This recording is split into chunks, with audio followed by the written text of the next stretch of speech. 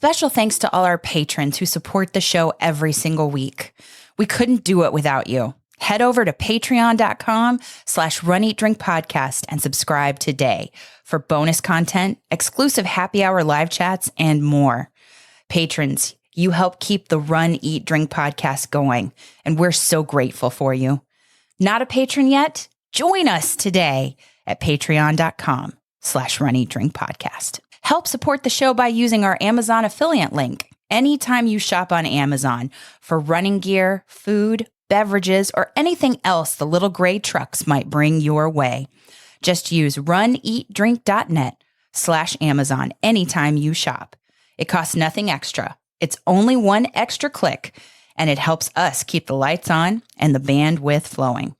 Just go to runeatdrink.net/Amazon, and we thank you for your support.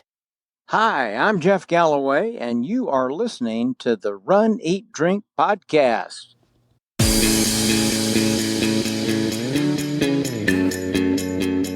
Welcome to the Run, Eat, Drink podcast. We feature destination races from across the country.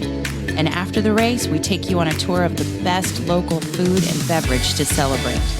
So whether you are an elite runner or a back of the packer like us, you'll know the best places to accomplish, explore, and indulge on your next runcation. Hey, welcome to episode 275 of the Run, Eat, Drink podcast. I'm your host, Amy. And I'm your co-host, Dana. And this was the episode that you expected last week. Yes. We couldn't say no to Dave McGillivray. No, when you've got somebody like Dave who says, yeah, I'll come on the show. You're not going to say, oh, no. Yeah, we'll put you off a couple of weeks. Oh. No, that doesn't happen. Of course not. No, when you get running royalty, when you get a luminary, which he found very funny. I think he got a kick out of that. Yeah, when you get somebody like that on the show, you absolutely take advantage of it. And I will say yes every time. Nicely done getting him on the show. And thank you, Dave, for coming. We're so excited to have all of his items as part of our Donna auction.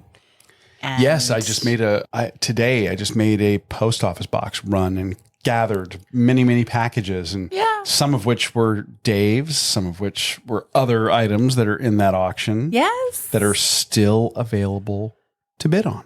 Oh, and the link will be in the show notes. And we'll be talking about it a little bit more later in the show.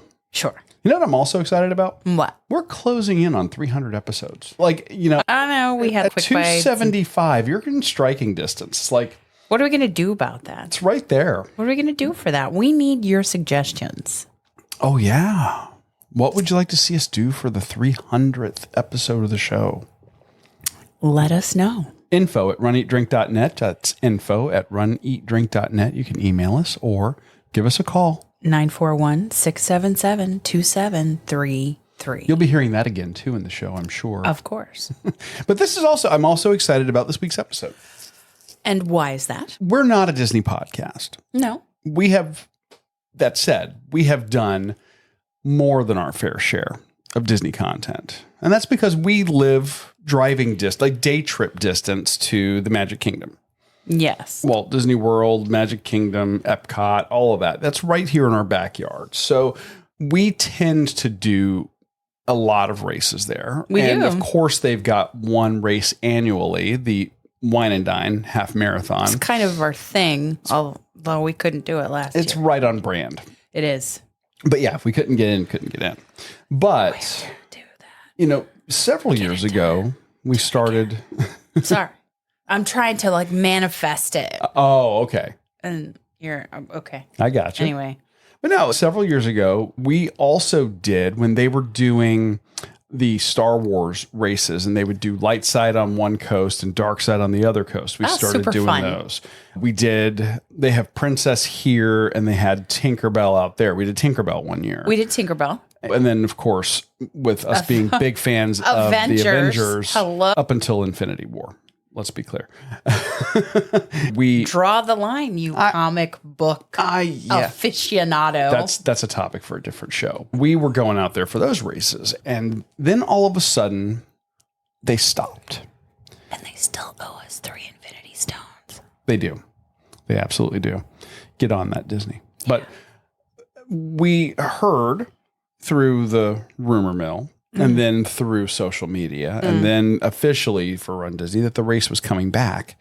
And you got your hyperactive little fingers on your mobile devices and started seeing if you could get us registered. Yes. And you did. I did. When those races came back. No, we couldn't get the local race, but you were able to get us the one in California. I don't know how it happened, but it happened. So just a couple of weeks ago, we were out in Anaheim, California for the return of the Disneyland races. Yes, the Dumbo Double Dare Challenge, the Disneyland Half Marathon weekend, which is typically in September. However, it was right after marathon weekend.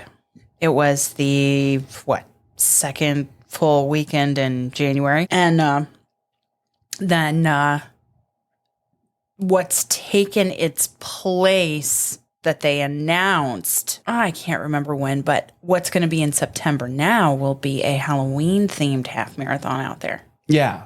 Which has not gone on sale yet. So we were able to get in there, and we said, if we're able to get in, we got to go. Yeah. So this week, we're going to be talking about not the entire challenge. No. We're going to be talking about just the 10K. Yes. That's going to be our run. For those of you that may be looking at getting your coast to coast and thinking that's going to be a goal for you for maybe doing that Halloween themed race or maybe this race next year, this is going to be a great episode for you because we've been there before. We came back and now we can talk a little bit about what it was like. And we've got some takes that might surprise people. And I think it's going to be a different episode than we normally do. Than we anticipated also. Yes. However, let me just say, it's a positive episode. Oh, I wasn't saying it wasn't positive. It's because we were so happy to return to those races and that coast, just beautiful weather. Mm-hmm. But also because we got to explore and indulge. And this week we bring to you Golden Road Brewing. Yeah. Now, if that sounds familiar to the members of the Runcation Nation, it's because we have talked about Golden Road Brewing's beers before. Oh, we have. These beers are available on Disney property. Yes. And we have talked about them before, but we're going to give you an in-depth look at the brewery, their tap room, their food. One of them. One of them. Yeah. Yeah. And we're going to be talking both food and drink. Which is so cool. Yeah. And we've had mango cart and guava cart out on Runcation Nation Live before. Mm-hmm. But we got to have a wide array of beverages that are not distributed out here. Right. I would say. Yeah. I don't know that they distribute all of their beers. And I understand some things are tap room only. Why not? You want an exclusive draw to your locations. Exactly. We've got a lot to talk about on this week's show. I'm excited. It's going to be a good one. Yes. Stay with us. But first, have you been scouring the internet? Have you been checking our social media feeds? Have you been looking in the depths of our inbox for shoutouts? I really have to say that when we were at Disneyland, we have to shout out everybody from the Will Run For podcast, Tom and Diana, and saw Jen Kim. Mm-hmm. And then we, for the first time, got to meet in person the perfect marathoner, Alan Young, and his lovely wife, Grace. Mm-hmm. And we got to see Chris Twiggs and Jeff and Barb Galloway. And I think that we cited Carissa. We did. We got to see her briefly at the expo and then briefly at the finish line. Yes. So just shout out to everybody who made it out there to those races. Some of you did Dopey, and then turned right around and came and did not only the 5K, the 10K, and the half. I don't even know. I was going to say, because I didn't realize, it just didn't dawn on me. Like, I have been the worst prepared travel podcaster / runner that I could possibly be. Like, there's be all that you can be, like they used to say for the Army. And then there's me. Like, I believe you accomplished some things on this trip, sir. Yeah, but so I had no idea that it was a 1 week turnaround to do the coast to coast this year. If you're choosing that, those races, you could have done Disneyland, and then what, in three short weeks you could have done Princess, or you could have done Disneyland and then springtime in April. There were tons of people that did that, and my hat's off, because not only is it just the sheer miles, it's the travel. Yeah. It's the time change. And if you're going East Coast to West Coast, it works to your advantage. Yeah. We've talked about that before, but that you're return, just thinking about it. 3 a.m. week. It was rough coming back, and I didn't give myself an extra day on the back end, so I went right back to work the next day, and I was like, me too. Oof. Woo. It was rough. Oh yeah. But anyway, so shout out to all those people who did that. Yeah. If you would like a shout out for you or someone else that you love on the show, how can they do that, Aim?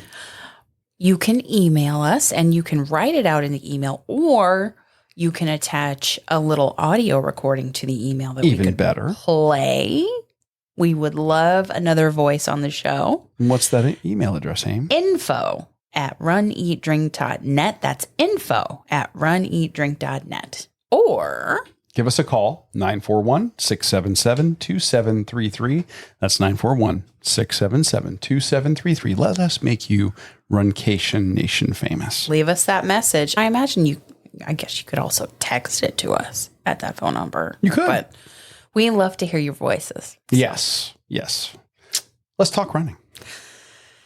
10K is your favorite distance. 10K is my favorite distance. And I'll actually go as far as to say running 10K at Disneyland is where I decided that was my favorite distance. Yeah.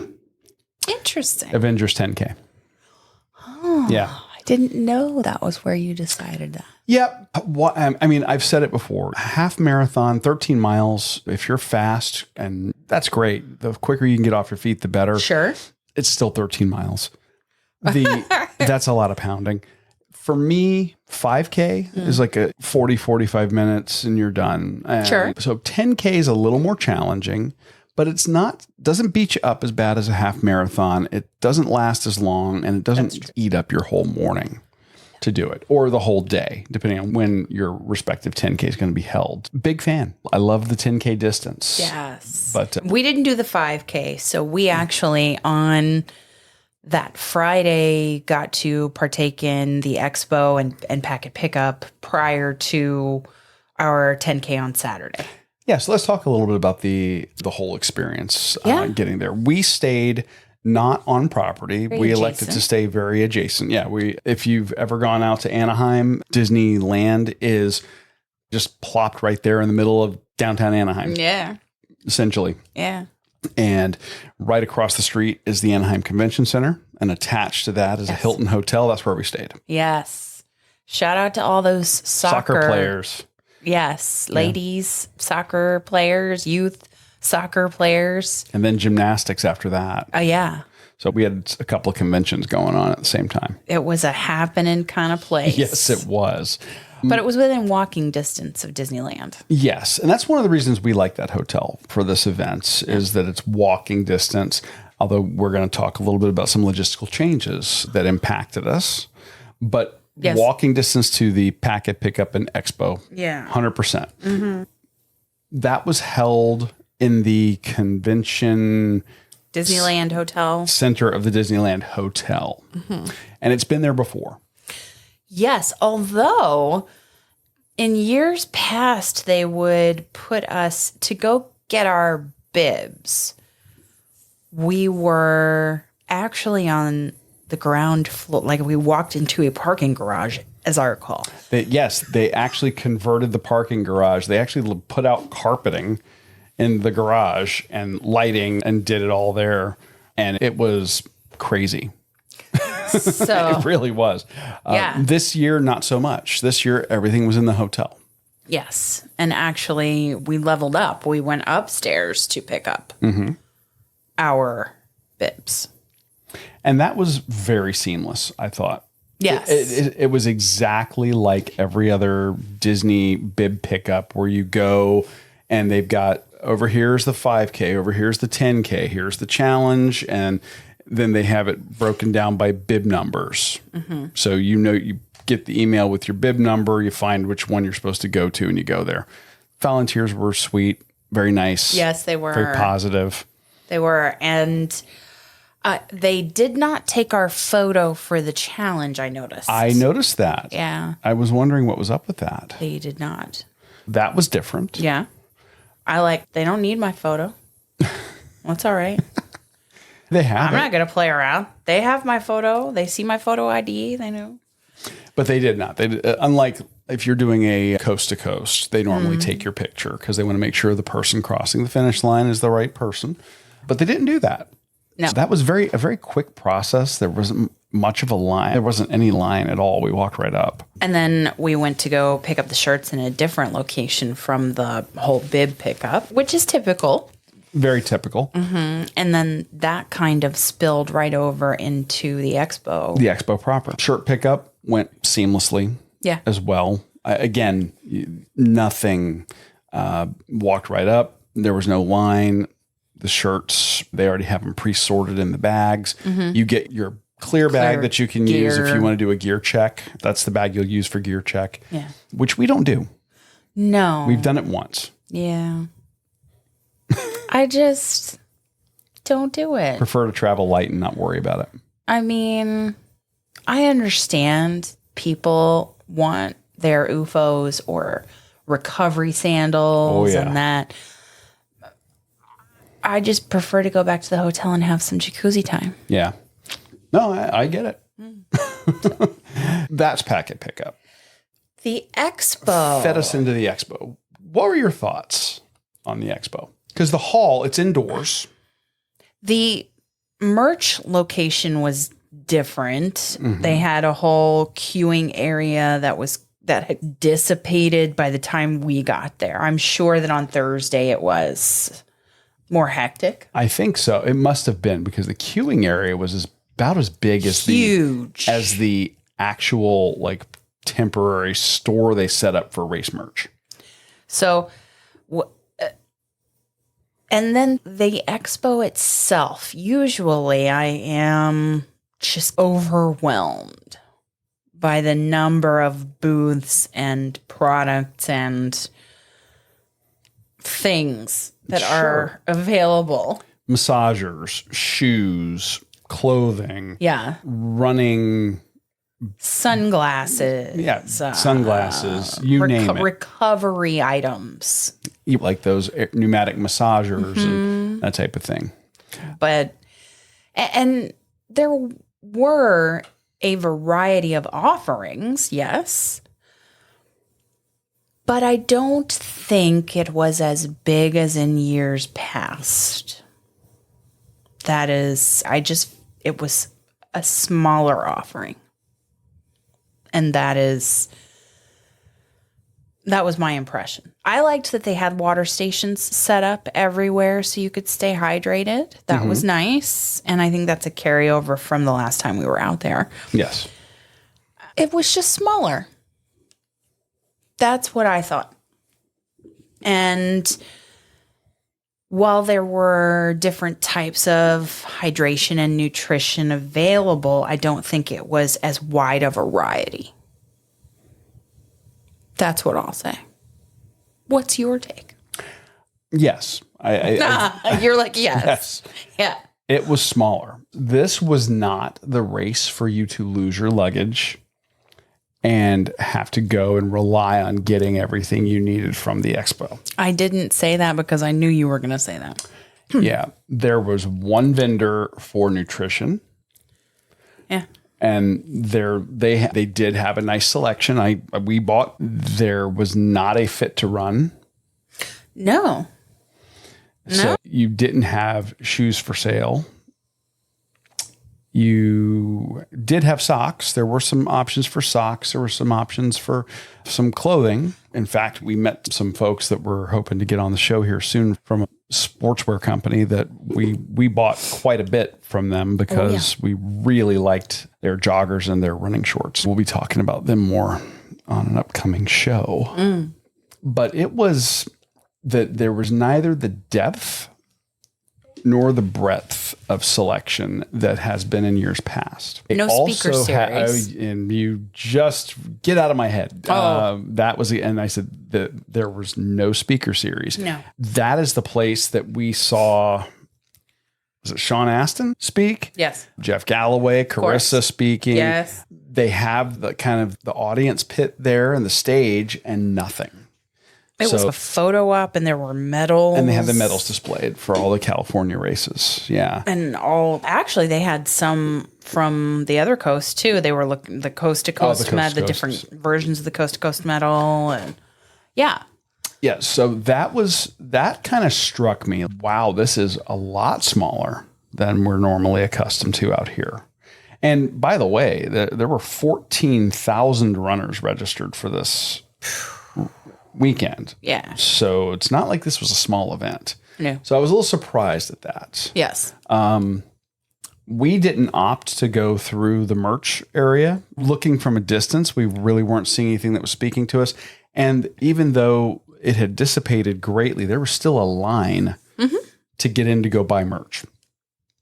And we opted against that. No, but we did get a photo with Jeff Galloway. We did get a photo with Jeff Galloway, and we held up his line because he was just talking with us. We can talk to him all day. Sorry for those of you that were standing behind us, but thanks for helping us take a photo. We appreciate it. That's really, I'm saying that, I guess I'm sounding a little more negative on it. You were expecting a bigger comeback. Yes, this is the first race in 7 years. I'm waiting for this from the get-go to bam. Here you are. We're back. Welcome back, baby. Yeah, the Expo didn't do that. So that said, Expo was good, not great. They have then room to build. Oh, absolutely. So absolutely, that's a good thing. Yes. How about race morning? The 10K morning, since this is the 10K episode. Okay. So race morning, you want me to start? Yeah. All right. Race morning, we got up. What was it, 2 a.m. wake up? Yeah. So Amy gets up. She does. You're still snoozing. She does morning yoga. Yeah. I get an extra hour of sleep after that. Then we get dressed and bibs pinned and shoes on. Hotel room coffee. Of course. Starbucks is not open yet. Oh. It was the best hotel room coffee I'd ever had at that moment. Yeah. Sorry. We head out and it's chilly. Temperatures dropped. This weekend was the weekend of the big polar blast coming down. And this is the same weekend as the Iowa caucuses. And they were talking about how they were got negative temperatures up there in the Midwest. And it got down into the 40s in California, which, again, relative to their regular temperatures is pretty chilly. So we're out there. It's breezy. Yeah. It's cool. Yeah. We dressed appropriately. We start walking over to where the race has historically been every year. Why wouldn't they set up in the same location? Why would we read all of these ridiculous emails they've sent us over the last 10 months? Why would we look at the digital event guide? Why would we do that? Why? Because we know, and we were walking, and then all of a sudden we start seeing people as we're leaving the hotel, we're like, where the hell are all the runners? No one staying at this hotel. Why wouldn't they be here at this hotel? I'm like, oh yeah, soccer, whatever. And we start walking towards Disneyland because it's normally over there. And as we're walking, people are going the other way. And I'm like, Aim, I don't think we're going the right way. There's a whole herd of people going other way on Catella. A runner was like, you got to go this way. She stopped us. You got to go this way. So we just followed her and the rest of the gaggle of runners that we saw.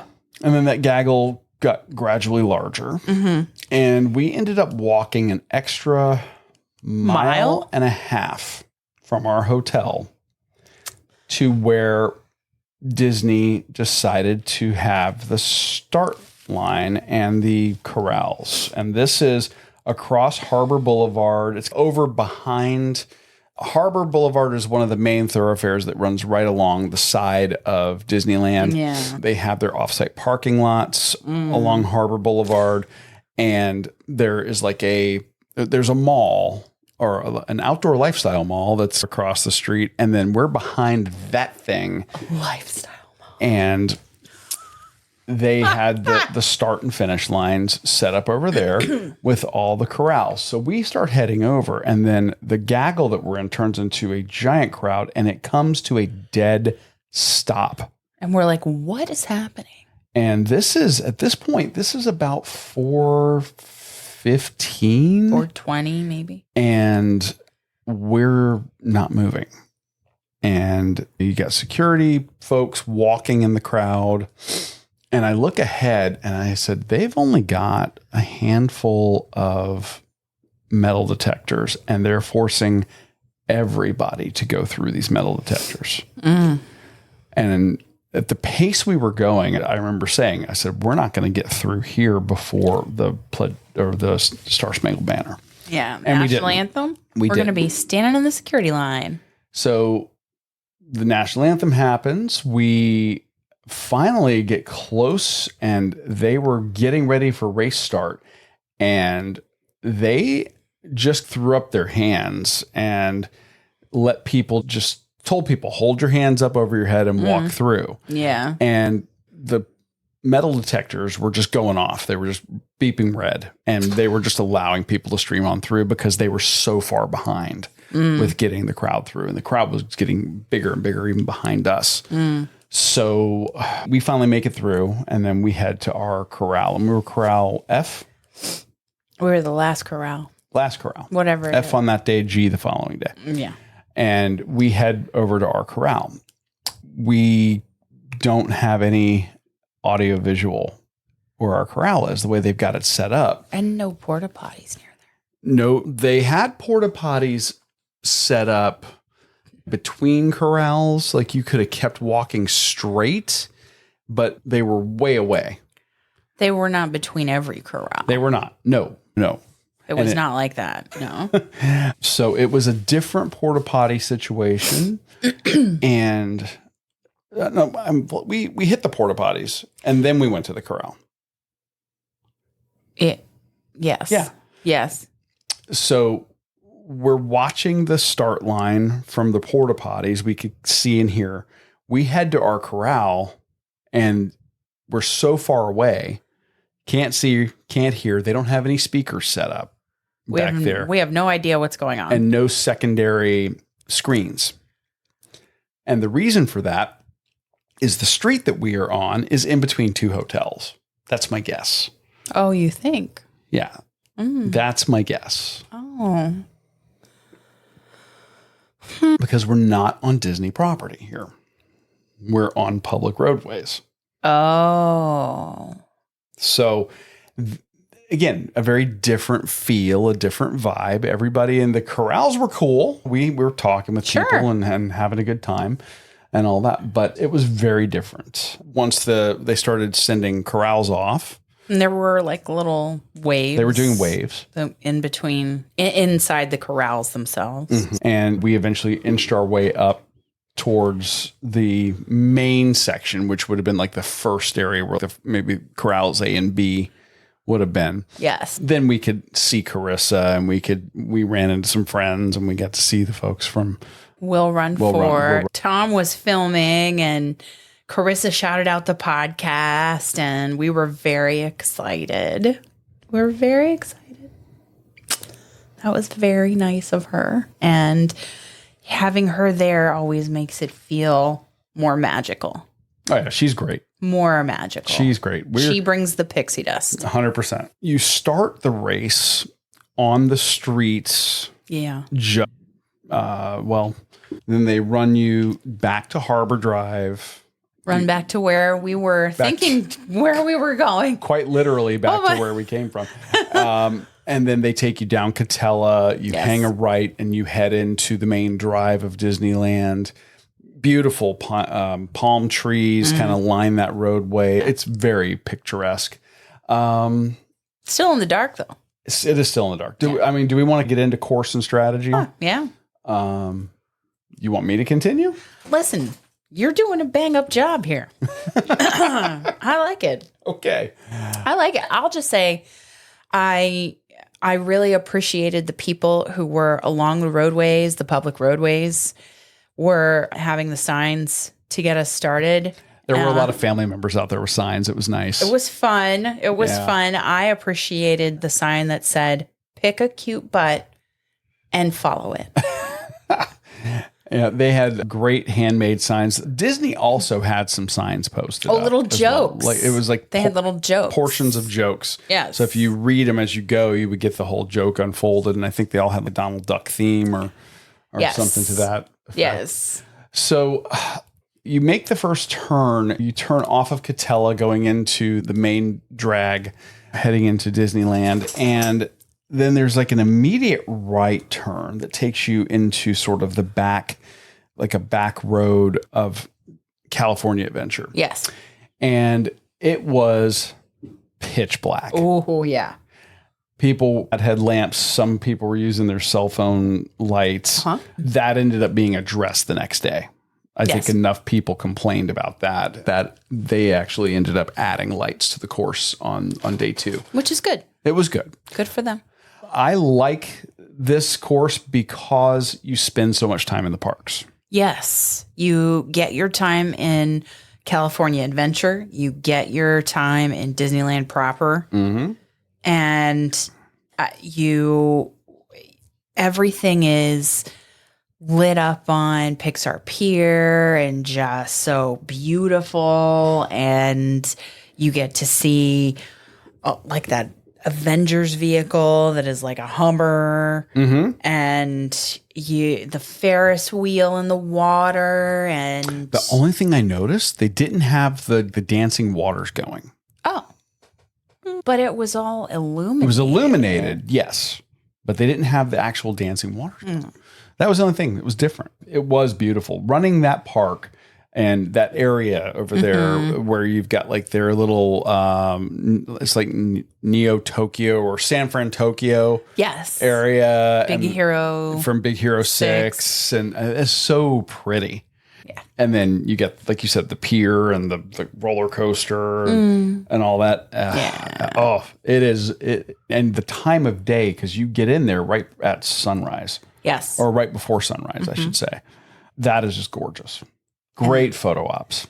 And then you have the classics in the second part of the course when you run Disneyland. Now, when you say classics, what do you mean? Even though it's newer, I would say Mickey and Minnie's Runaway Railway, classic characters, classic rides. It's nostalgia. Yeah. At its finest. Absolutely. That was nice. And you had cast members who were being really friendly and showing where to go. And it was just a low pressure, beautiful morning full of park time. Yes. And I enjoyed the finish as well. So all in all, I think it finished where it started. Yes. So we came out of the park only to gear up for the finish. And I think they had the finish outside of the park where they could stage medical and stage the after race photo op area and gear check and things like that. Yeah, it was in one of their parking lots that they have across the street, across Harbor Drive. I'm going to back up just a little bit. Oh, please. Yeah. One thing that I noticed, they had some logistical challenges for the 10K. I mentioned that first turn was very poorly lit. They also had issues with water stops. And I would say they did water stops about every 1.5 miles, 2 miles. So it wasn't frequency of water stops, but the water stops were, and they were well manned. I got the impression, and correct me if I'm wrong, but I got the impression they didn't give them a lot of lead time to get out there, get the tables loaded with ready to go water. And they didn't have a groove keeping the water filled. Right. They just weren't in a rhythm. No. So you ended up going to water stops where tables were completely empty and they were pouring and handing as they went. Yeah. It will be a recurring theme for next week as well. But that was, I think, at every water stop. I agree. And it's whenever Disney has a comeback or a new race, or they're not afraid to try new things or to experiment with how to stage things. And sometimes that's a good thing. Sometimes it can cause logistical kind of challenges, I'll say. Mm-hmm. I got the impression that with a 7-year gap in the race, that a lot of their institutional knowledge probably moved up in the organization or moved out to other opportunities. Yeah. So they didn't have a lot of people in the California team that were accustomed to doing it. Yeah. And I think that they were relearning a lot of things that as an organization, they seem to have forgotten this year. It's a rebuilding year. Absolutely. Rebuilding. That's the way I would characterize it. Rebuilding and coming back so that it can be stronger next time. Mm-hmm. So, what was your strategy for the run? Just finish. And try not to be too tired at the end. And Danny's wagging her tail and whacking into the table. So she's very happy about your strategy. Oh, she is. Apparently. Yeah, the training season has not been all that I would want it to be. I'll say it had its challenges, much like the race organizers had their challenges coming back after 7 years. Mm-hmm. I had challenges in this training season. My goal was to finish. And did you have a particular interval you were using for this one? Not really. The first mile is always a liar. Yeah. You typically walk the first mile of every race anyway. Yeah. People are spreading out and doing their own things. You have to let the traffic find its own rhythm, and you have to figure out how to maneuver and where you're going to be on. If I'm walking, it's on the right side of the road. And when the roads shift and the areas shift, then the right side, you have to readjust. Mm-hmm. When you arrive in new areas of the park or new areas of the streets of Anaheim. That was my strategy, just was to finish. And I was happy to do so. Yeah. Mine was it was really about the same. I wasn't trying to kill it on this day. We had to leave all the gas in the tank for the next day. So I was doing like a 5:55, nice and easy. I kept with my intervals the entire time. Interestingly enough, another thing that I observed while I was there was the balloon ladies. Oh. And I'm like, I'm on pace to be well ahead of them. And here they are. Like near you? I ducked into a restroom and right before the castle, and then I come out and they're ahead of me. And I'm like, wait a minute. What is up with that? Then they stopped at the castle to recalibrate their timing. So I know that probably terrified a lot of people. I heard a lot of people talking about it in the post race. We're walking around, but yeah. So I think even the balloon ladies were having we're a little off on that day. Definitely a rebuilding year. Yeah. So I'm with you. Now, the one thing that Disney does always get right is the medal and the swag. Yes. I really enjoy this medal.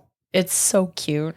It is absolutely adorable. It's not what you would call a spinner. It's a slider, I guess is the best way to put it. And this is a Donald and Daisy themed race. Mm-hmm. And it's really retro. Yeah. I feel like it's really retro Disney. Got a retro 10K 2024. If I could liken it to some art, like pop art or like Disney's Pop Century Hotel. Yes. It reminds me of. And then you've got both of the characters on a slider, and you can set the distance from them. He's chasing her. Mm-hmm. Very cute. Great medal. Everything, again, color coordinated along the full color, double-sided ribbon. Mm-hmm. You cannot beat their swag. No. It's very cute. It was very cute, and I enjoyed that very much. The shirts were also great. The artwork on the shirts, I think, this year were fantastic. I know you're not a big fan of the color. Like, I think it's a gray. One of them was a gray and yellow, and then I think the challenge was the darkest in terms of the t-shirts. That's all personal preference. Colors. You to you. Yeah. Your mileage may vary on your color choices. Right. Yeah. Anyway, that's the race. That's the 10K. The after party. Oh, yeah. There's the snack box, which we unboxed during a live. We did. The plastic cheese is back. Oh, yeah. And it was good, and water and Powerade and all of that. Plenty of free bananas. Great. I think the character opportunities or the photo ops, the post-race beverage opportunities were lacking. I didn't see any post-race adult beverage opportunities at all. And the only post-race beverage opportunities, even like for regular, like non-adult beverages, were really your Powerade and your water. Mm-hmm. That's all I saw. Yeah. And you're right. I think they had one photo op. Yeah. No characters that I saw. I didn't see any by the time we were there. Mm-mm. And it was definitely, again, a smaller feel. Yeah. And one thing I noticed also, they didn't have any tables set up.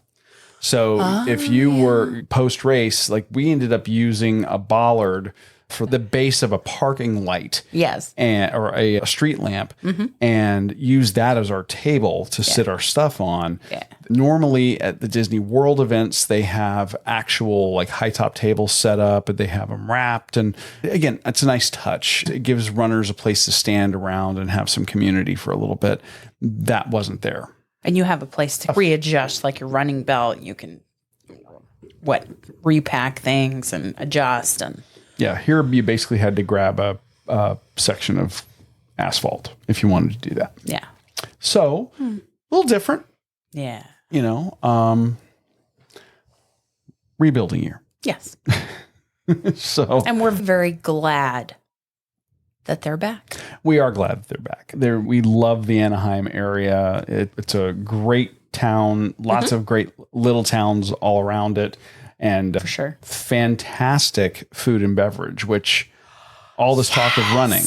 Has it made you hungry and thirsty? Indeed. Yes. Yeah.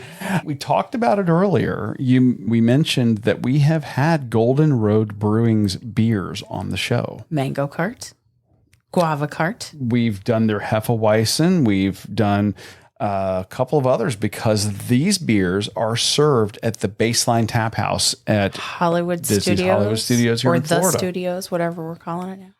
I call it Hollywood Studios. Okay. At any rate. I'm not that cool. I'm not cool either. Like I don't call the Riviera the Riv. No, I'm not that cool. Although we did see. We ran into Mike Rollman while we were there. Yes. So I felt like starstruck a little bit. And hey, I would like to say shout out to Lori, who actually kept me going in the 10K. And I got a photo with her, and it's in, I believe I put it in the album artwork, and if not, then I'll put it out on social. But she was just very positive and motivational, and her whole theme was Dory and just keep swimming. Aw, so cute. Yeah, it was great. It was great. And coming out of the race, it's a great time to celebrate with some great food and beverage. And I'm so glad that Golden Road Brewing has both food and beverage. Yes. At their Anaheim location. And we didn't know that till we got there. Yum. And it is what would you say, 7 to 10 minute car drive from the front gates of Disneyland. Yes. It's right there, right down the road, like 2 turns and you're there. So good. So close. Convenient. So good. And we had the presence of mind to record while we were there. So exciting. And because we did that, we did the beverages first before the food arrived. Yes. In the recording. This is not the Run, Drink, Eat episode or podcast. Well. So just listen to it in order, but think of it in reverse order. We want to bring you our tastes and experiences from Golden Road Brewing. Hey, Runcation Nation. We're here in Anaheim for the Disneyland Dumbo Double Dare, or the Disneyland Half Marathon Weekend, the return. We haven't been here since 2017. That's right. It's been a 7-year hiatus. And in that time, things have happened. we're here at Golden Road Brewing, and we have experienced Golden Road back home, but only scratch the surface of their vast menu. Yeah, this is a brewery that's featured very prominently at Epcot. Not Epcot, at Hollywood Studios in Orlando, and they have Baseline Tap House. many of their beers on tap at Baseline Tap House. Baseline Tap House. These are beers, some of the beers that they make, we have featured on the show. We have. But today, now that we're here at the mothership, Oh, we are. we're getting to sample some beers that are not offered in Florida, that they don't distribute out of the state. I'm very excited. I am too. Very excited. Should I go first? Why don't you start us off? Oh, okay. Okay. So I have the spicy mango cart. And I know we've had mango cart. We have. This is 4%, just like mango cart. It's a wheat ale with spicy mango. And that is something that we've actually seen being served in food trucks here. It's Yes. very common to see like diced or cut up fruit with tahini spice offered as a topping or a side. We have. We did that. We saw that on the way to the expo the other day. We did. Yeah. And it's like fresh cut mango on the nose. Nice. Yeah. And our fantastic bartender, Jeff, has given me a Golden Road cup that is rimmed with tahini. Nice. So she's going to transfer the Let's see if I can do it. beer into the cup. And she did it successfully, no spill. yes, I'm excited. Nobody wants any spilled beer. Yes. Don't need that negativity. Ooh, I am so excited. Give it a taste. Let's see if it's as good as I think it's going to be. Okay, the spice happens at the end. Okay. It's mango cart with just a little spice in your throat. It does not blow you away and make the mango just undiscernible. That's good. It is. And that tahini rim gives you that tartness right up front. Oh yeah, try it. Oh, I get to try it. Yeah. Nice. Do it. Okay, the tahini's delicious. Of course. Everything's better with tahini. Oh yeah. I love Mango Cart. I think that's a great pool beer. The addition of that little hint of spice on Do you see what I mean? It comes in at the end. Yeah. It's not overpowering. No. Even if you're not a spice head, this one might be worth trying. Oh, it is. I love it. Now, to be clear, we both got flights Oh, we did. I'm so sorry. Yeah, but I did not say that. We have, each of us has a sampling of 4 beers. You went with lighter beers. I did. I went with darker offerings. Yeah, so we could bring the Runcation Nation light and dark offerings. Exactly. So would you get that again? 100%, yeah. Do you wish they distributed that in Florida? Oh, yes. Yeah, absolutely. Yes. Golden Road. Bring this to Florida. Come on. Yes, for sure. What do you have? I'm starting out with a style of beer that I have talked about in the past on the show that I do really like a lot. Yeah. And that is their Schwartz beer. Ooh. And a Schwartz beer is basically a dark lager. May the Schwartz be with you. Yeah, absolutely. This is their dark lager. It says, "From darkness comes light. A subtle hint of roast infuses a clean lager taste. 5.2 ABV." Oh. And looking at the kind of flight here, it's dark, but with red. Hint of red. This is almost like it's like a dark Irish red would be a great way to describe the color. Clear, perfectly transparent. No cloudiness. A little bit of roasted smell on the nose. Ooh, okay. Light body. Medium to heavy carbonation. You really get the notes of the toasted maltons. This is not very bitter at all. Ooh, okay. That is very drinkable. Yeah, this is a style that I very much enjoy. This is a great burger beer. Oh, I like it.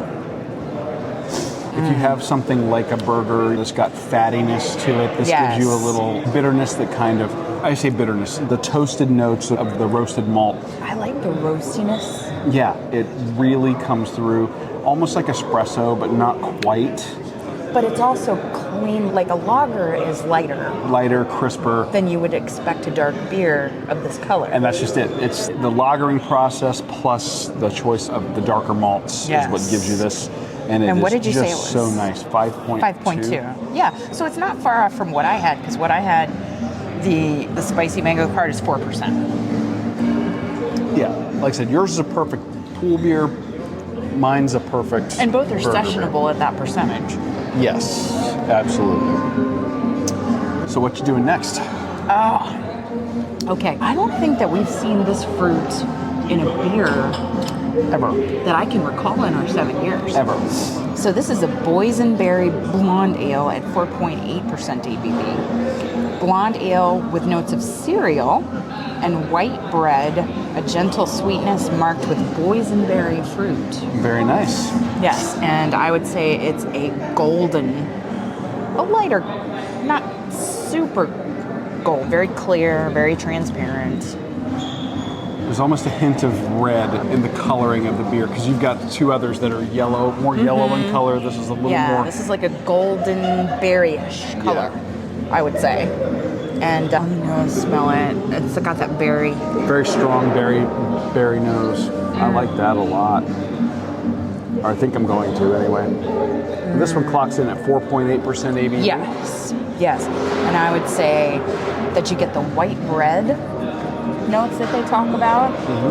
It's not super sweet. Oh, good. There's not a sweet finish. So. But they waved a picture of a boysenberry by it. Yeah, and I would say, think about lighter beers like Mexican lagers. That's a light body. This is a medium body, I would think. But I think the carbonation is medium to high. Yeah, definitely a berry. She's letting me taste it now. Yeah, so definitely a nice berry aroma. Yeah. You initially get that, like you said, the flavor of the berry without it being sweet or really tart either. No. Those bready notes are primarily. Yeah. A lot of times with fruited beers, you expect them to be really sweet or really tart. This isn't it. This is just giving you the essence or the hint of the berry. Yeah. That is really good. I like it. I would have a pint of it. Again, that's another. That'd be another great pool beer. A great pool beer, and I don't know. What would it go with as far as food? I think that'd be good for finger foods or like fries. Yeah, basket of fries. faint chicken fingers. Yeah. Yeah. So Pub food. cheers. Cheers. Yes. What do you have next? I'm going to skip over the number 2 that I have on my list and come back to it because I'm going to save that one for last. I was just going down their menu. I didn't put them on my card in order of ABV, and I probably should have. Okay. So I'm going to go with their brown ale called Get Up Off of That Brown. Now I've heard it in my head, the song. Yes. And their description is that it's toasty and nutty, balanced by rich notes of caramel and chocolate, 5.5% ABV. It's an award winner for them, getting a gold medal in 2018 and again in 2020. Nice. This has, again, almost a distinctive dark brown to reddish color. Perfectly clear, no cloudiness whatsoever. Not getting a lot on the nose immediately. No. That is a medium to heavy carbonation. This is very mild in terms of any bitterness. Like, you don't get any hoppiness hitting you. This really has a milder flavor than the Schwarzbier did, so you don't have the toastiness of the darker malts hitting you. This is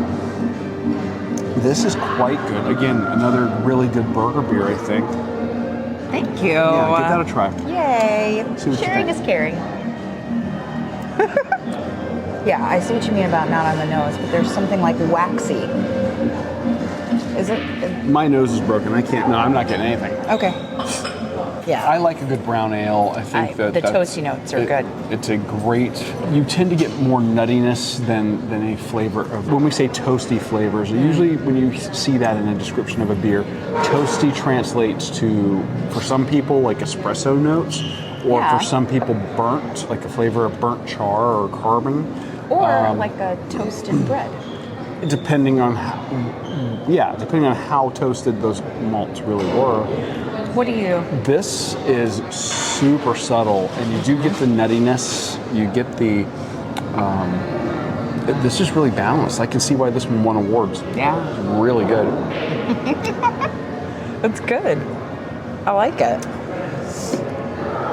Okay. And now we have another lighter offering, but it is under their hoppy section of their menu. Oh, okay. So it's golf cart. Golf cart. Yeah, Okay. so mango cart, guava cart, spicy mango cart, street cart, but this is golf cart. Golf cart is a Pilsner at 5.5% ABV, highly drinkable lager with soft bitterness, a sweet finish, and intense hop aromas. Interesting. So many Pilsners we've had they've leaned away from the bitterness and the hoppiness, so I'll be curious to see how this goes. Yeah. This is a hoppier Pilsner. Okay. Yeah. Yeah, I get that when I drink it and throughout. But it's not, it's like a citrus hop, but it's not an off-putting hop. Okay. If you are new to kind of the IPA realm and the hop aromas and the hop notes in beer. So you might start here before you graduate to an IPA? That's what I would say. Because it's refreshing. Here at the mothership, they have 1, 2, 3, You could get a whole 4, flight. 5, 6, 7, 8 different IPAs You could get 2 flights. on tap right now. Two flights, Absolutely. right? And they even have a triple IPA here called Wolf Mother. This is that Wolf Mother bonus. Ooh, bonus. Thank you.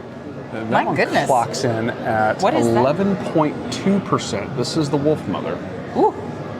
And oh my gosh, wow, this is bonus beer here. Bonus beer. Thanks, Jeff. Yeah, That's Jeff, you awesome. rock. That's good. This is the Wolf Mother, right? Oh boy. Woo. Okay. 11.2. Triple IPA with lots of tropical and stone fruit notes, it says. Ooh. Okay. Okay, it does smell like a juicier IPA, which is good for me. Okay. What? I could get to this one. Yeah? That one. Dangerous. Oh, I can see exactly what you mean. Oh, try that. No. Watch people in the Do you want to? Yeah. You should try. You should try the golf cart. Let me get back to your golf cart. So the Yeah, golf get cart back here- to the get on the golf cart. Okay, but now I can A/B compare. Oh, it's night and day difference. Okay, so the golf cart has a higher carbonation than the Wolf Mother does. That's true. The hoppiness fades very quickly on this, on the golf cart. This lingers That in the one- back of your throat. Wolf Mother lingers. Yeah. Like a wolf mother would. Oh, like she would. As Are they one cubs? does. Are they cubs that she would? This is absolutely a good. I really like that. I'm a Pilsner fan. I like the lightness, the crispness. This hoppiness is not overbearing. No? It's definitely the way to go. Jeff throwing us this extra one in here. Hey, they do growlers. I'm just saying.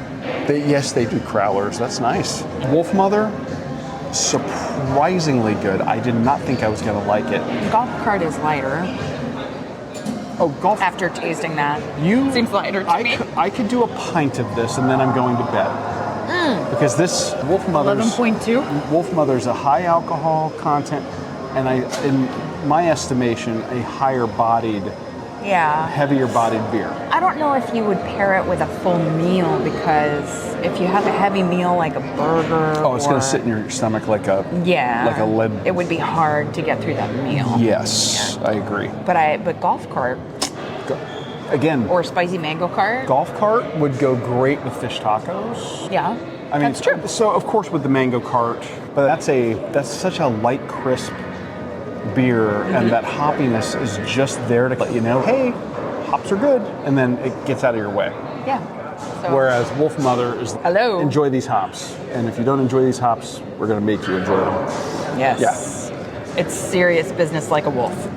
True story. Mother. Yeah, so they've got Wolf Mother and Yeah. Big Hazy Wolf, which is a hazy double IPA that Interested in that. clocks in at a diminutive 9% ABV. Oh, diminutive. What about hazy roller? Look at this. Hazy roller, hazy IPA. Orange forward. Yeah? 6.5. 6.5. Oh, Oh, which which one's one is this? This one's our version of Sierra Nevada's Celebration. It's their seasonal beer that they do every year. Uh-huh. This is our version of it. It's our winter IPA. Oh, this one's Winter this one's IPA. called Ride On. Cloudy and hazy with billows of white foam and an exceptional aroma inspired by the season. Delicious anytime. 7% ABV. This has a deeper golden color, transparent, so Almost no kind of like haziness to orange it. notes to the color. Yes. The nose is very subtle. Light hoppiness on the nose. Oh, that's good.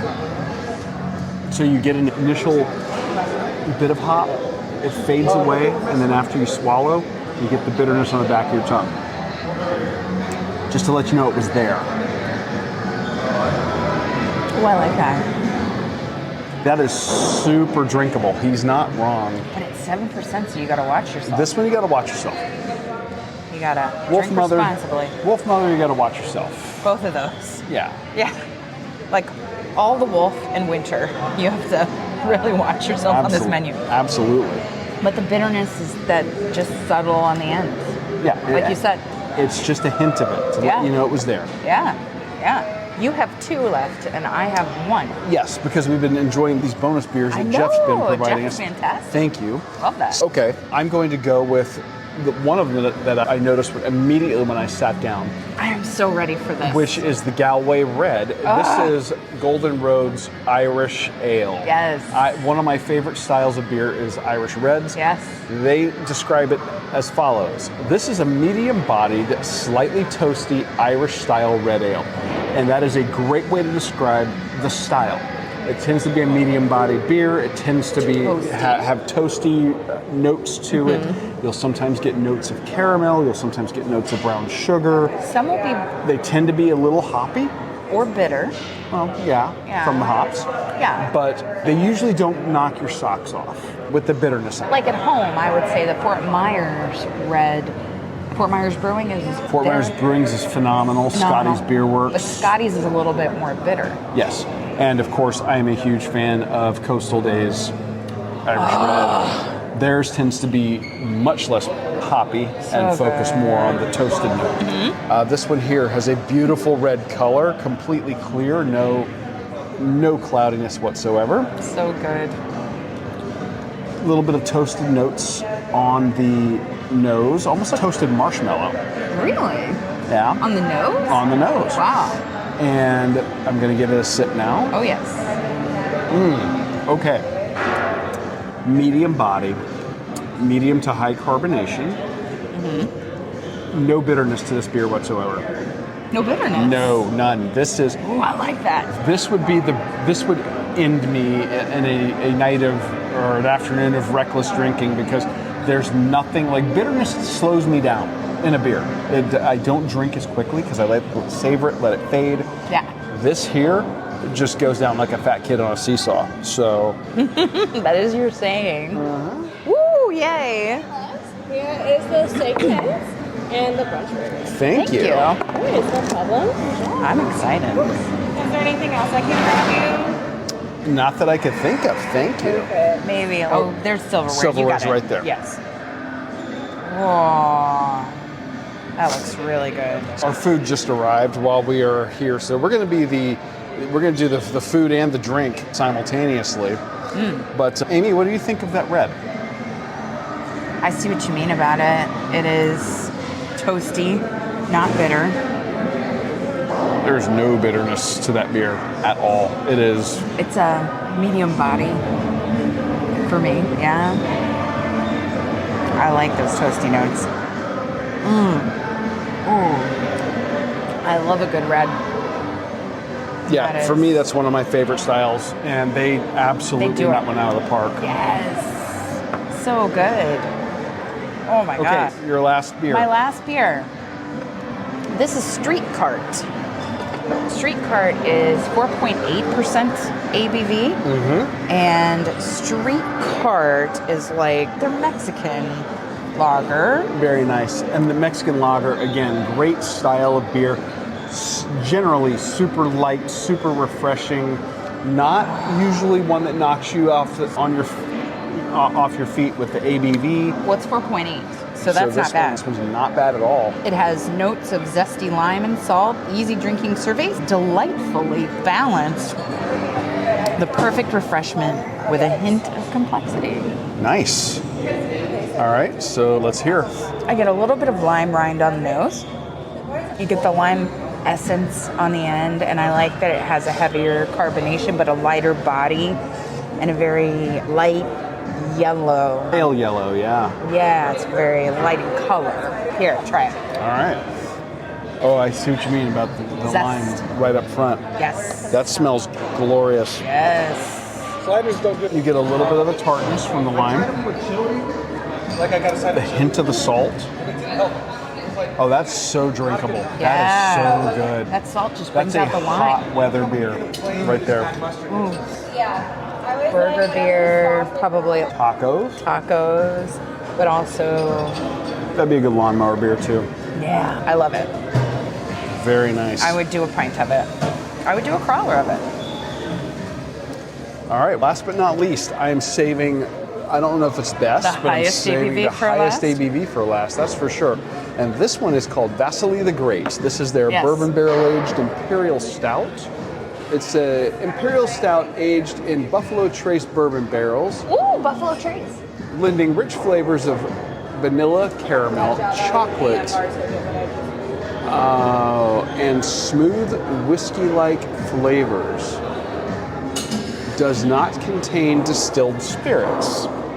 Does Now, not contain distilled. They didn't add any to it. What is it? How much? 17% ABV. No wonder you saved it till last. 17% ABV, and Jeff was a rock star. He poured this thing to the very tippity top. Woo!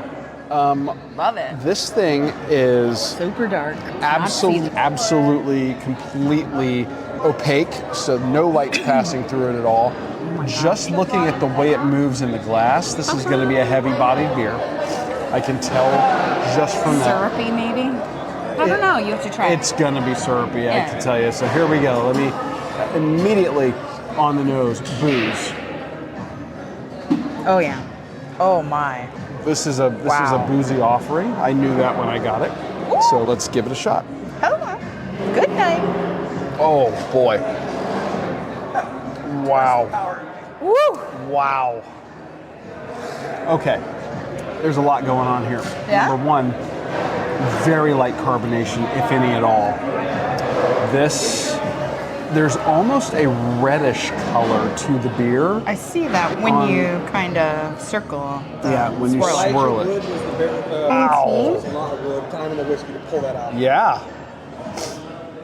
Oh my gosh, so that's good to know. So while the menu says Buffalo Trace, Jeff's confirming for us Elijah Wood, and it's been aging for, let me do the math here, 2019, so 4 years. Yeah. Going on 5. Gosh. Oh my god. There's a sweetness to this. It's super smooth, but the booziness hits you. So we know from talking to our friends at Alltech Brewing that beer aged in bourbon barrels can pick up a couple of percent ABV just sitting in the barrel. Amy, give that a taste and tell me what you think. Yes. It smells boozy. It is super boozy, but that one is super smooth. It is smooth. But there is a syrupy quality to it. Tons of vanilla. Yeah. You get those bourbon notes without a doubt. Yes, 100%. It's bourbon in the back of your mouth, like on the back of your tongue. I just want the It's better quality. Yes, it looks way better. Like inside of whatever you did. That I don't think you could have a pint of. They don't serve it as a pint here. It's a short pour. It's a short pour. Couldn't. Same. They have 2 on the menu. This is not the highest ABV thing they have here. What is the highest? That is their Old Kentucky Nightcap. Oh, the barley wine. And they do a barrel-aged barley wine here. Yeah. That clocks in at 17.7% ABV. Holy cow. You're talking about almost an extra percent. Yes. It's good. This is very tasty. This. Of yours, if you were, let me ask, of yours, if you were to take a crowler home or some kind of. I would probably do the Galway Red. Yes. I know knew you were going to say I know that a lot of people would be like, why would you not do the Vasily the Great? This is not one. Once you crack the crowler, you're going to have to drink it. So I'm going to need 6 people there to each have 4 ounces so that we can finish it. Yeah. Because I'm not going to do more than 4 ounces in a sitting for this. Whoa. Because again, at 17.7, you're talking 3 times as strong as any of your beers. Yeah, because mine are all 4 and 5. Yeah. So I've essentially had a 12 ounce. Wow. What about you? It's so hard. I love the street card. That street card is killer. That was the last one I had. Too sweet. Tea mango cart. I just had a phenomenal flight. I might take the street cart home. Street cart? Yeah. You can't go wrong with that as just a really drinkable beer with got some extra character in it. Yeah. Great choices, Amy. Yeah. Really good. And Now, we're doing this backwards a little bit. we are. So let's talk food. Yeah, let's talk food. There's a brunch menu. Hello. And we could not resist brunch. And I got the steak and eggs, which is chipotle marinated flat iron steak, fried red potatoes, caramelized onions, red and green bell pepper, and it has a side of toast. I am very excited. And what did you get? I got the brunch burger. This is a brioche bun topped with a hash brown patty, a burger patty, yellow cheddar, a fried egg, beer cheese, and sriracha aioli. While you're navigating that, let me bite into this thing and let everybody know what's up. It's a well-fried, I can see the hash brown. It's a well-fried hash brown patty. I like that it's a patty so it doesn't fall off the burger. Exactly. This is a thinner, probably a 1/4 pound burger patty. Mm-hmm. The egg is fried soft and I just broke the yolk here. So we're gonna get a bite of this and see what's up. Okay, number 1, restaurants take note. You wanna cheat and elevate any burger you make, put it on brioche. Oh, buttery. Yeah. Brioche is phenomenal. This is brunch on a burger, and the little unique kick that you get from the sriracha aioli is just a nice little hit of spicy and sweet that is so tasty, and it complements the richness of the fried egg because you're getting that egg yolk, And I don't want to say greasiness, that's not really fair because, all hash browns are fried potatoes, but the heaviness of the fried potato on the burger. You got a lot of rich going on, and that just cuts right through it. It's really good. Steak looks perfectly cooked. Well, medium. A little closer to medium rare. I think they did a great job. Which is awesome. But I know they probably would do a little bit more done if you wanted. Oak is runny. Mm-hmm. So it's an over easy kind of egg, which I love. And there are big pieces of it. And it says on the menu that it's chipotle marinated flat iron steak. Mm-hmm. Eating it, it's not overly spicy. Are you getting a little bit of the smokiness? Mm-hmm. That's good. It's not. You can still taste the meat itself. If somebody is not really a spice head, but they have to worry about that being too hot to eat. No. Okay, good. Mm-mm. And I like that the peppers still have a crispness to them. Mm-hmm.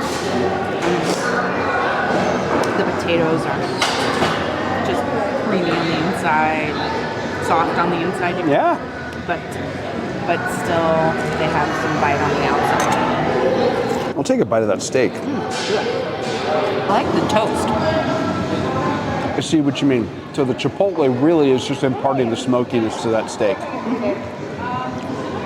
Flat iron's a great cut. It's like the cousin of sirloin, where you get great flavor.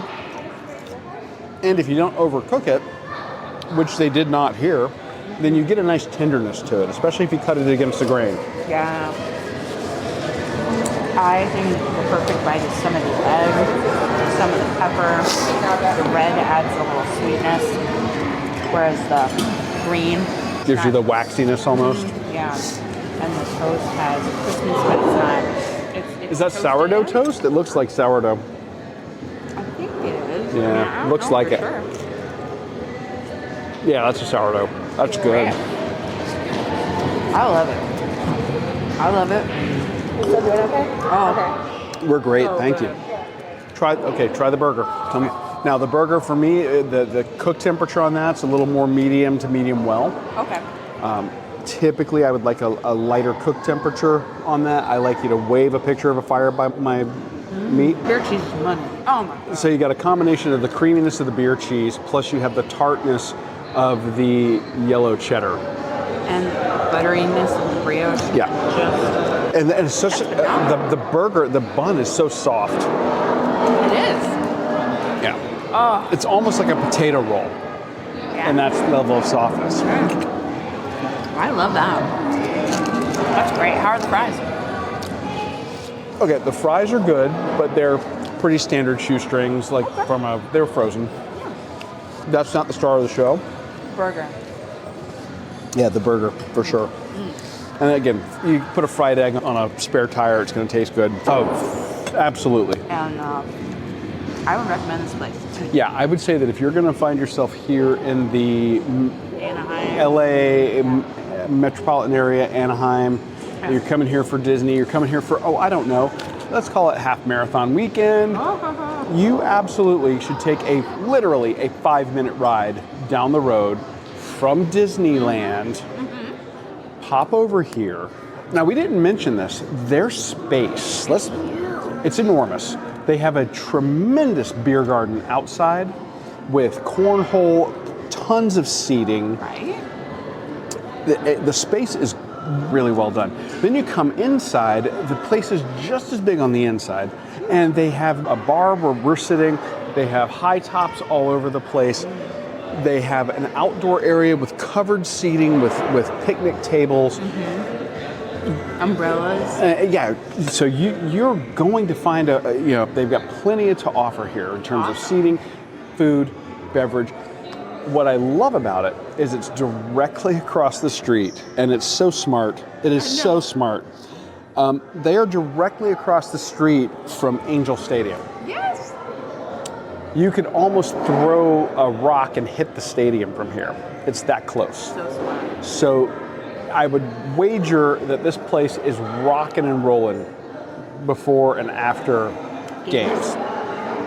Absolutely. And good for them for having the foresight, finding the spot, building the business. This is phenomenal. It reminds me of Intuition Ale Works back in Jacksonville, being directly across the street from Jacksonville Jaguars. Yes, the site of the Donna Marathon Weekend 5K. I wholeheartedly recommend this location. Oh, yeah. So you can try more of their menu that we don't get out our way. Yeah, and for those of you on the East Coast or who are maybe going to Disney World in Florida, Golden Road Brewing is served all over the parks and prominently featured at Baseline Tap House, which we have talked about on the show many times.